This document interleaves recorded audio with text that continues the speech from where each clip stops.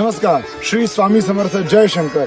आज आपण आलोय शंकर महाराज ज्या ठिकाणी प्रकट झाले त्या दावल मलिक डोंगरावर, अर्थात ज्या मलुकदास महाराजांच्या नावाने या डोंगराला ओळख आहे, ज्या मलुकदास महाराज ज्यांना दावल मलिक हे म्हणतात त्यांच्या नावाने या डोंगराला ओळख आहे, त्या ठिकाणी आपण आलोय। या भागामध्ये जर आपण वर बघितलं तर 1, 2 आणि वर दिसणारा सगळ्यात मोठा वर डोंगर, जिथं ज्या ठिकाणी दावल मलिक बाबांची देवभूमी आहे किंवा त्या ठिकाणी महाराजांची सेवा होते, या ठिकाणीच महाराज प्रकट झाले। इथल्या गावकऱ्यांना किंवा इथल्या कुठल्याही लोकांना जर आपण विशेष स्थान असं विचारलं तर ते कुणालाही तसं सांगता येत नाही की ह्याच ठिकाणी विशेष करून महाराज प्रकटले।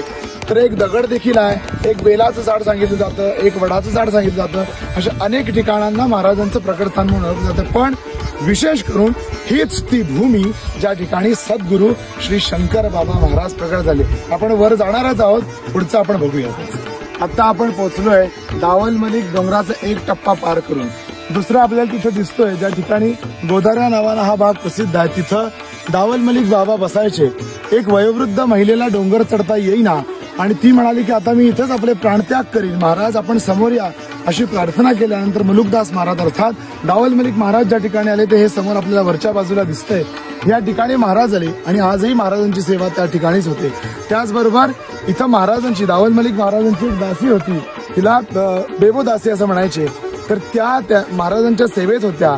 कालांतरानं सगळी सेवा त्यांनी महाराजांची केली। तर आपण आता ह्या डोंगराच्या पहिल्या टप्प्यामध्ये पूर्ण करत आलेलो आहे आणि हा पहिला टप्पा पूर्ण केल्यानंतर आपला प्रवास चालू होतो तो वर गोदाऱ्याच्या दिशेने, त्याचबरोबर दावल मलिक यांच्या मूळ स्थानाकडे खडतर प्रवास करत, टक्के टणपे खात, डोंगर चढत, पायऱ्या चढत आपल्याला वरपर्यंत जावं लागतं।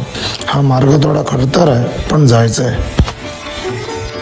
आणि आपण आता पाहतोय तो दावल मलिक डोंगर। या ठिकाणी आल्यानंतर आपल्याला संपूर्ण प्रदेश बघायला मिळतो। या ठिकाणाहून आपल्याला संपूर्ण गोदाऱ्याचं ठिकाण असेल, बेबीजान यांचं ठिकाण असेल, हे संपूर्ण डोळ्याला दिसते। या संपूर्ण परिसरात कुठेतरी एका ठिकाणी सद्गुरू श्री शंकर बाबा महाराजांचा प्राकट्य झाला असं म्हणतात।